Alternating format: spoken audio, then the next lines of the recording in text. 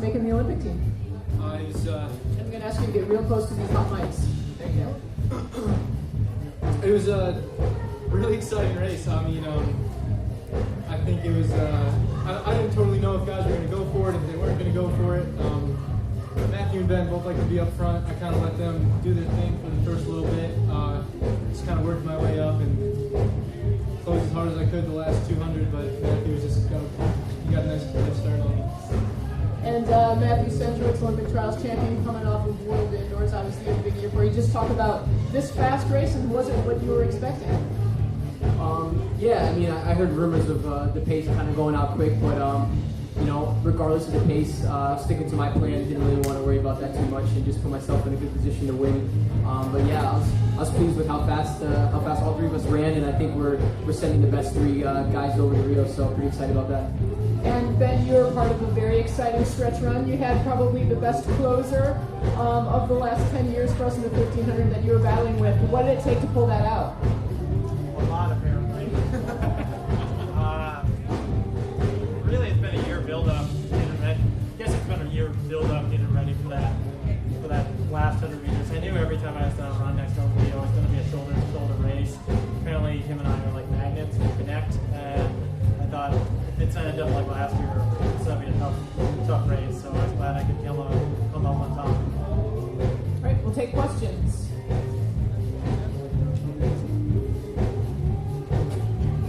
Robbie, 2015 was kind of a breakthrough year for you making the world team. How important was that for you to gain the confidence to really make the Olympic team? Tremendous. You know, that was kind of the momentum starter that we needed. Had an incredible build up to this exact race, and just kind of kept snowballing. But that definitely was the catalyst for the momentum to get going. You know, getting over to in a world championship, that was a great learning experience for me. Hopefully, I can take that and carry it into the Olympics.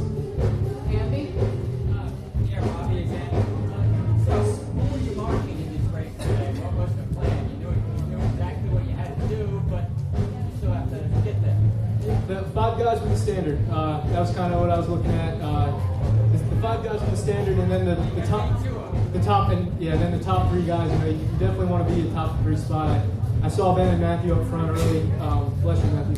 And shut up. And I just tried to stay as patient as I could. But yeah, you know, obviously I was going for the win. It would have been nice to pull that out, but you know, top 3 is as good of a win in my mind. Alan? Guys, congratulations. Can you speak up, Alan? We can't hear you. Rock and roll news conference. Matthew, you've had a lot of success since 2012, but 4th at the Olympics. Has that been a motivator? Do you still taste that disappointment? How do you reflect now on finishing 4th in London? Quite honestly, like, I mean, I moved on from 2012, and yeah, I think it'll definitely be in the back of my head, but certainly not something as like a vengeance of me going back and getting that medal. I think it's a new field. I'm a new athlete. You know, 4 years is a long time, and but it's certainly be in the back of my head. Ben, that last 50 meters with Leo coming up, and you almost never see, especially against Leo, someone kind of like almost revitalize themselves and kind of like surge back like that. Did you almost surprise yourself like that, or did you kind of know you had an extra gear there at the end? Well, I guess I did have that extra gear since I'm sitting here, but somebody once told me you have to have 3 gears over the last 200, 1 to go, another to go, and then 1 to maintain, and that's what I tried to keep in mind. I knew that it was going to be a battle all the way to the last few meters, and I was able to come up with it this time. Matthew. Obviously, each round and each opportunity at the Olympics is, could be completely different tactical situations. But just your performance today, your speed, the time. What kind of confidence and indication does that give you, on the build up to Rio? I mean, great confidence, given the fact where I was about a month and a half, 2 months ago, and knowing how deep the U.S. right now is. Last year we showed that we could put 3 guys in the final in Beijing, and I expect us 3 here to be in the final in Rio. So to be able to come out with a win and compete and run a fast time too shows that I'm ready for kind of whatever they throw at me now in Rio. If it's going to be a 3:33 race, I'm ready for that. We ran 3 rounds in 4 days here. We'll get an extra rest day down in Rio, and I get 5 more weeks now to train and get in better shape. So definitely like my chances. This helps my confidence a lot. Any other questions? Oh, Sarah. Question for Matthew. You never seem to be in a bad race. Tactically, you seem to always be out of the fray. Can you explain a little bit about like what you focus on and how what you do to kind of manage out of what's traditionally a pretty intense race? You know, I'm just happy that I'm a comfortable runner being up in the front.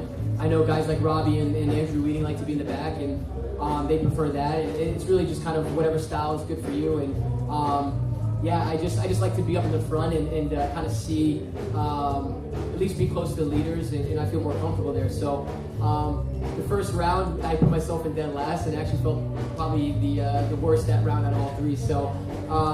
Yeah, I think it's just been years of practicing. The college system was great for me, learning how to win from all different positions and finding out what works best for me. And there was a lot of trial and error in those 4 or 5 years at Oregon, and so that just kind of, I think, developed me into the type of race driver right now. All right, Weldon.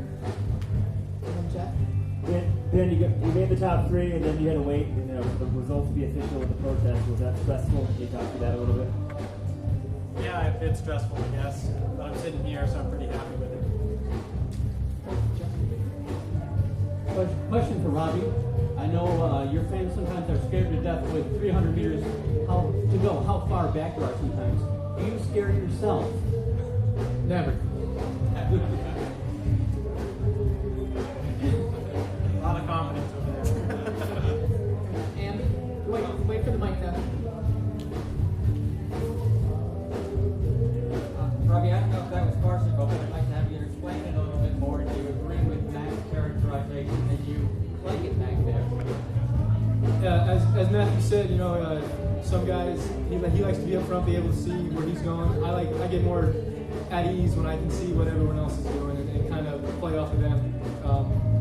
So for me, I get more confidence if I can stay back and just relax a little bit.